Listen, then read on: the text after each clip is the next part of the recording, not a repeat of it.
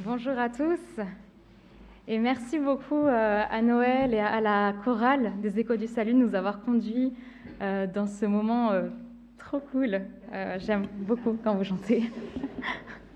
Et merci de nous avoir rappelé l'importance que c'est d'être ensemble.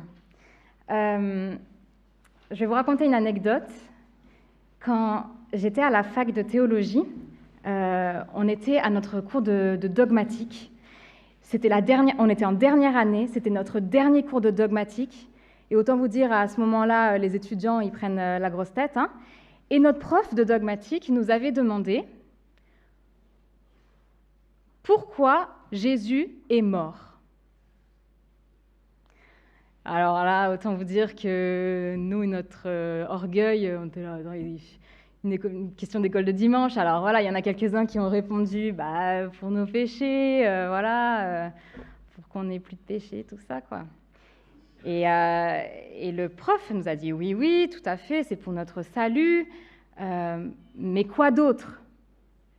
Jésus est mort pour nos péchés et là, il y a eu un gros blanc.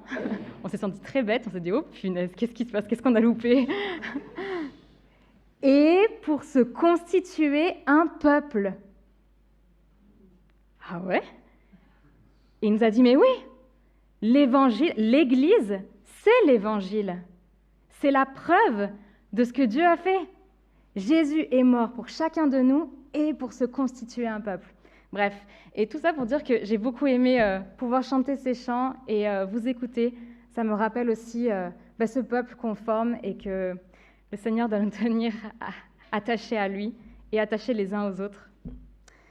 Avez-vous déjà, alors c'est une question vraiment que je vous pose, avez-vous déjà essayé d'expliquer pourquoi Jésus est mort sur une croix à quelqu'un?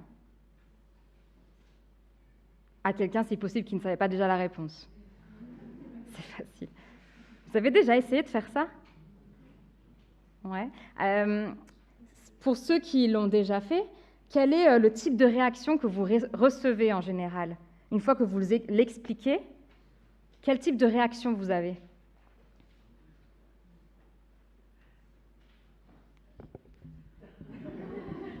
Peut-être que c'est ça, le type de réaction, c'est genre rien à dire, quoi. Je sais pas, il y en a peut-être qui vous ont dit c'est un peu perché.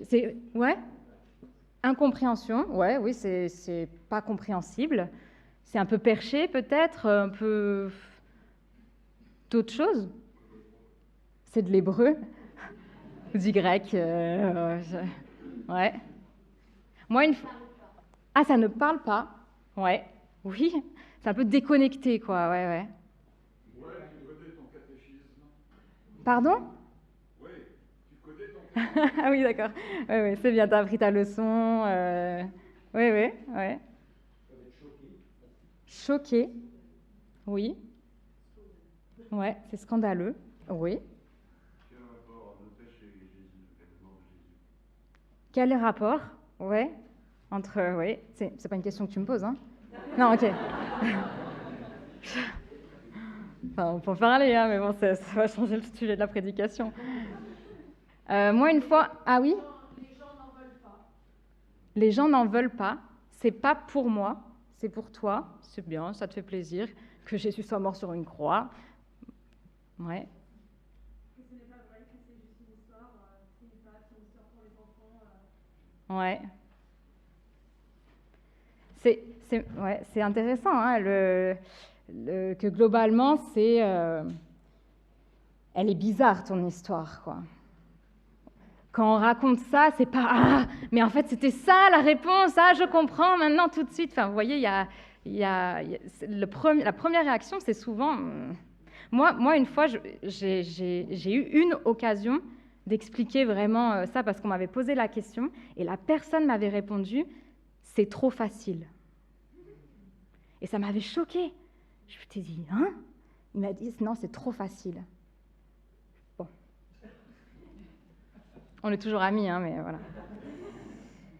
Alors, ce matin, j'aimerais nous aider en regardant peut-être à l'apôtre Paul, qui est sûrement le prédicateur et le plus grand implanteur d'église du Nouveau Testament. Dans une lettre qu'il a écrite aux Corinthiens, il revient sur la naissance de la communauté, et j'aimerais donc qu'on lise ensemble 1 Corinthiens au chapitre 2. On va lire les 5 premiers versets. Donc c'est Paul qui parle et il dit « Quand je suis allé chez vous, frères et sœurs, pour vous annoncer le projet de salut révélé par Dieu, je n'ai pas usé d'un langage compliqué ou de connaissances impressionnantes, car j'avais décidé de ne rien savoir d'autre durant mon séjour parmi vous que Jésus-Christ. Et plus précisément, Jésus-Christ crucifié. C'est pourquoi je me suis présentée à vous faible et tout tremblant de crainte. Mon enseignement et ma prédication n'avaient rien des discours de la sagesse humaine, mais c'est la puissance de l'Esprit divin qui en a fait une démonstration convaincante. Ainsi, votre foi ne repose pas sur la sagesse humaine, mais bien sur la puissance de Dieu. Amen. Je vous invite à prier. Seigneur, merci pour ta parole. Merci d'être venu jusqu'à nous pour te révéler à nous. Seigneur, je te prie d'ouvrir nos oreilles. Ouvre notre cœur pour que nous puissions recevoir cette parole. Que par ton Esprit, Seigneur, tu puisses lui donner vie pour qu'elle ne nous laisse pas inchangés, mais qu'elle nous transforme. Amen.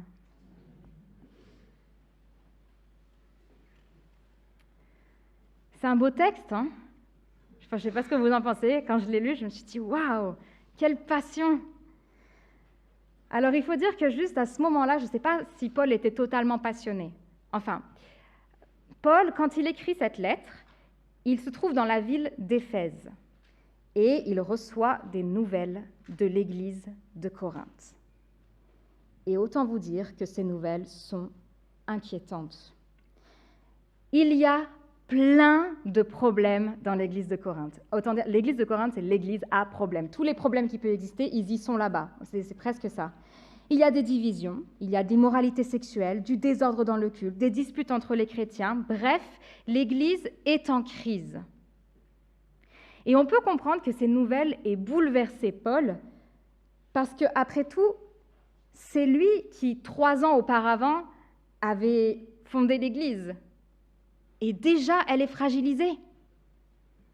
Bon, il faut dire que la ville de Corinthe, dans la ville de Corinthe, en tout cas, il y a tout ce qu'il faut pour ne pas aider une église naissante. La ville est l'une des plus belles de la civilisation gréco-romaine. Elle se trouve à un endroit stratégique qui fait qu'il y a beaucoup de passages. Et elle est assez riche. Donc, cette ville est connue à la fois pour sa diversité culturelle. Il y a des gens de toutes sortes. Mais aussi sa diversité cultuelle. On adore à peu près tous les dieux là-bas. Et aussi sa diversité sociale. Il y a une même très forte disparité entre les très riches et les très pauvres. Corinthe, c'est une ville à problème. Alors Paul va répondre aux Corinthiens, aux habitants de cette ville qui sont chrétiens. Le premier sujet qu'il va traiter, c'est celui de la division dans l'Église. En fait, dès le début de la lettre, on apprend qu'il y a des groupes rivaux dans l'Église. Des groupes qui se sont formés autour de prédicateurs qui étaient passés par là. Alors Paul choisit de répondre à ce problème en rappelant la manière dont lui, il a annoncé l'Évangile quand il est venu. « Quand je suis venu auprès de vous ». Comment Paul a annoncé l'Évangile? C'est ça qu'il nous dit. Comment est-ce qu'il a annoncé l'Évangile? Alors, il y a quelque chose de particulier, c'est que dès qu'on prend la parole en public, ce que je fais là en ce moment, nous entrons dans ce qu'on appelle l'art oratoire. Et autant vous dire qu'à cette époque-là, l'art rhétorique était une discipline ultra à la mode. C'était même l'élite. Il y avait même des orateurs itinérants qui allaient de ville en ville, ils étaient formés dans cet art et ils étaient payés par les Grecs pour parler.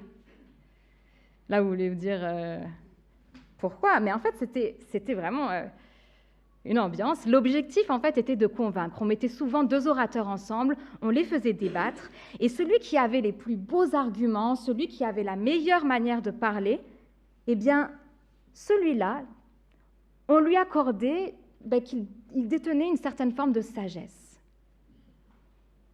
Et dans une culture où la sagesse est au cœur de la vision du monde, on peut imaginer l'importance qui se cachait derrière une simple prise de parole. Il y a quelque part une valorisation de l'orateur par rapport au message. Je trouve ça assez marrant parce que je trouve qu'on n'est pas si loin de cette époque-là. Hein. On n'enseigne plus la rhétorique à l'école, mais quand même, on apprécie les gens qui savent bien parler. Mais est-ce qu'on apprécie au point de plus apprécier celui qui le dit et comment il le dit, plutôt que ce qu'il dit? Cette même logique s'est glissée dans l'Église de Corinthe.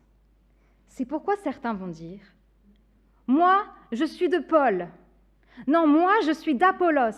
Moi, je suis de Pierre. » Et même certains vont dire « Moi, je suis du Christ. » Mais même en revendiquant Christ ainsi, l'intention derrière est la même.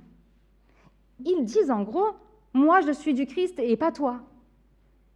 Toi, tu es de Paul, mais moi, je suis de Christ. Hein. Oh. » Le problème derrière est le même, la fierté.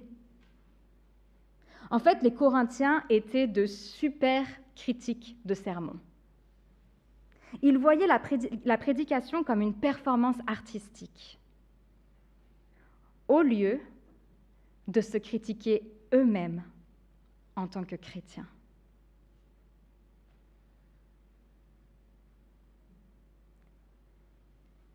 Moi, j'appartiens à Paul.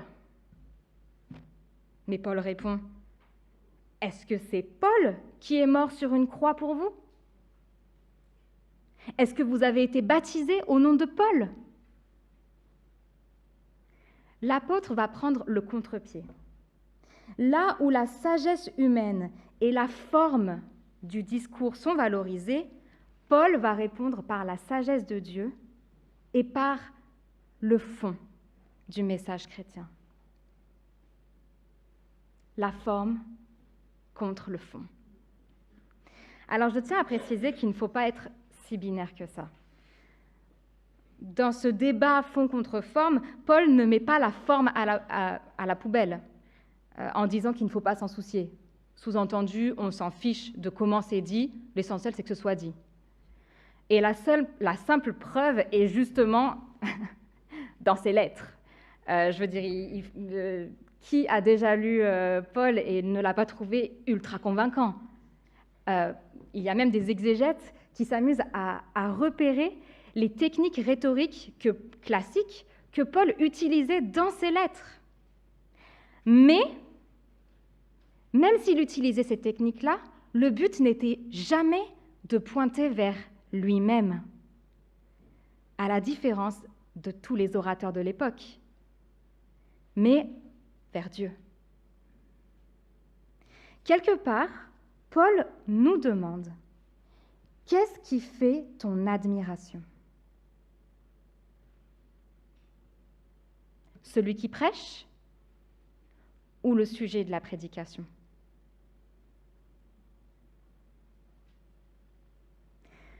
Le message que Paul veut annoncer, c'est le projet de salut révélé par Dieu.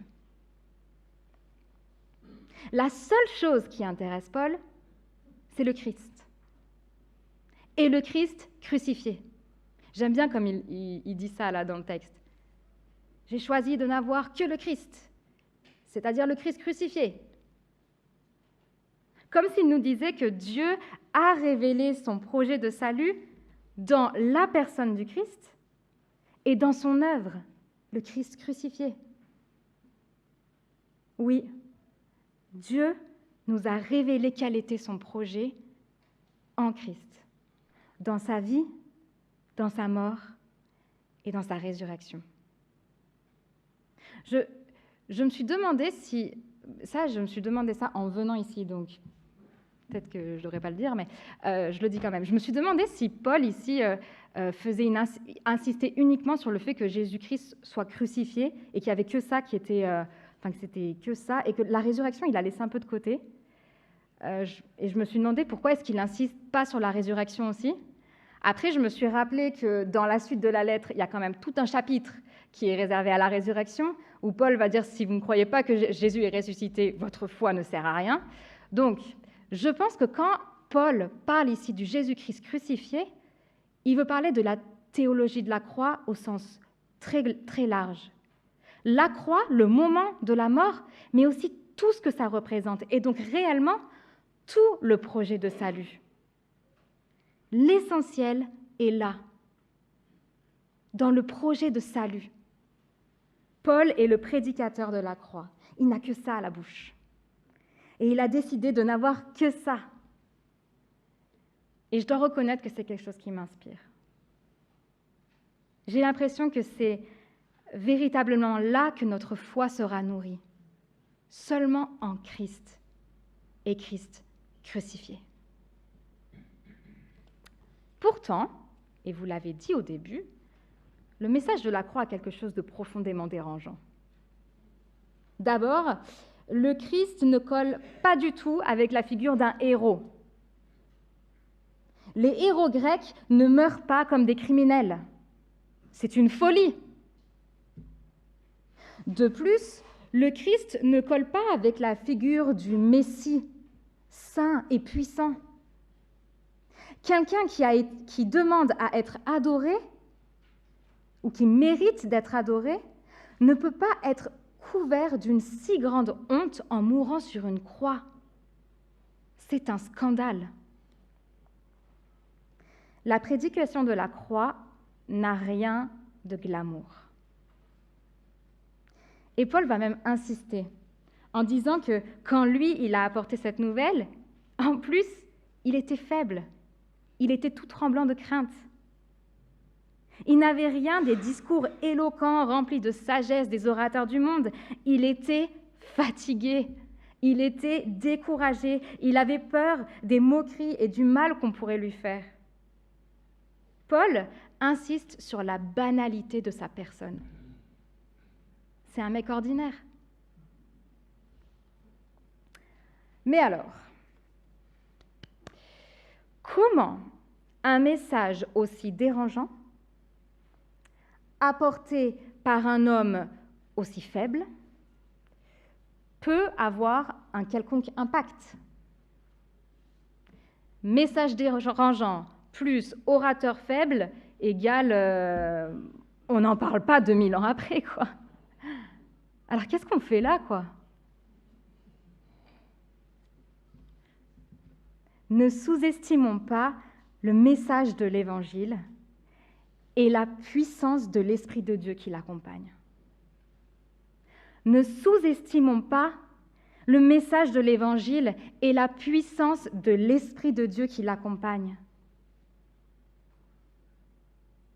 Il y a une différence très forte entre le message des chrétiens et celui des orateurs de ce monde. Et ce n'est pas une question de compétence.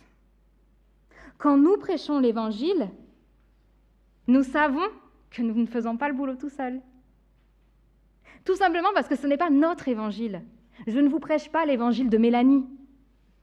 Je vous prêche l'Évangile du Christ. C'est son œuvre. Alors le plus gros du boulot, c'est lui qui le fait. C'est lui qui convainc les cœurs. C'est lui qui montre et démontre.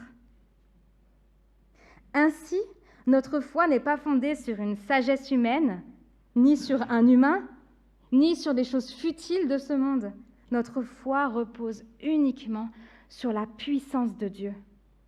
Elle est fermement établie sur le Christ qui nous révèle le Père par la puissance du Saint-Esprit. Alors, je dois vous avouer que c'est le genre de message qui me rassure énormément. D'abord pour ce que je suis en train de faire en ce moment même. Je suis en train de vivre l'inception de la prédication parce que je prêche sur comment il faut prêcher et en même temps, Bon, bref. Je me suis beaucoup torturé l'esprit en préparant cette prédication. Mais en même temps, ça me rassure aussi, et je pense que ça devrait vous rassurer, pour toutes les fois où on a essayé de parler de notre foi et où peut-être, comme moi, vous vous êtes senti parfois maladroit. Parfois, moi, je m'en suis même voulu d'avoir dit certaines choses. J'aurais voulu être plus convaincante. Ah là là, j'aurais voulu avancer des arguments pour le laisser bouche bée et là, le claquer là comme ça avec un évangile. Mais je dois me rappeler que je ne fais pas ça toute seule. Que le message de l'évangile n'est pas le mien. Nous sommes appelés à être porteurs de cet évangile. Nous sommes envoyés pour parler de cet évangile, pour le montrer au monde. Mais ne croyons pas que nous faisons ça seuls. Je dois donc croire que quand j'ouvre la bouche, Dieu ne va pas donner seulement 2% de sa puissance. Quand j'ouvre la bouche, quand j'ai à cœur d'annoncer l'évangile, quand j'ai à cœur de le vivre, de le montrer à quelqu'un, je dois croire que c'est accompagné par 100% de la puissance de Dieu. Dieu n'attend même pas de nous que nous soyons forts. Il n'attend même pas de nous que nous soyons sans peur. Il attend simplement de nous que nous ayons confiance en lui. Pour conclure, j'aimerais m'adresser d'abord à ceux ici qui croient en cet évangile. Que tu sois faible ou rempli de crainte, Dieu t'appelle. Dieu t'appelle à parler en son nom. C'est Dieu qui peut ouvrir des portes. Prie pour qu'il les ouvre. C'est Dieu qui peut créer des occasions pour que tu puisses témoigner du Christ. Et j'aimerais aussi adresser un message à ceux qui sont en recherche. Ceux qui ne sont pas satisfaits par cet évangile. Prie. Prie Dieu de se révéler à toi. Il saura trouver ton cœur par la puissance de ton esprit. Il peut te montrer et même te démontrer la bonne nouvelle de la croix. Soyons assurés que la simplicité de l'Évangile sera toujours accompagnée par la puissance de l'Esprit. Lui seul peut faire de ce message la source de la vie. Paul dit un petit peu avant, « Ainsi, personne ne peut faire le fier. » Si quelqu'un veut faire le fier, qu'il mette sa fierté dans ce que le Seigneur a fait. Notre Dieu est un Dieu crucifié. Châtiment réservé aux esclaves, mort la plus ignoble. Tel est notre titre de fierté. Et c'est ce que nous célébrons lorsque nous partageons la scène. C'est ce que nous disons. Nous annonçons la mort de Jésus. Nous annonçons aussi sa résurrection. Mais nous en sommes fiers. Christ est mort pour moi. Et il est mort pour toi. Et il est mort pour chacun de vous. Mais surtout, Christ est mort en tant que Seigneur pour son peuple. Il est mort en tant qu'ami pour ses amis, en tant que roi pour ses serviteurs, en tant qu'époux pour son épouse. J'ai décidé de ne savoir rien d'autre que Christ et Christ crucifié.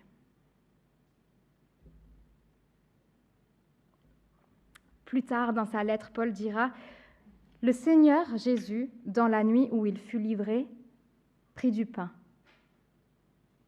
Et après avoir remercié Dieu, il le partagea et dit, « Ceci est mon corps qui est pour vous. Faites ceci en mémoire de moi. »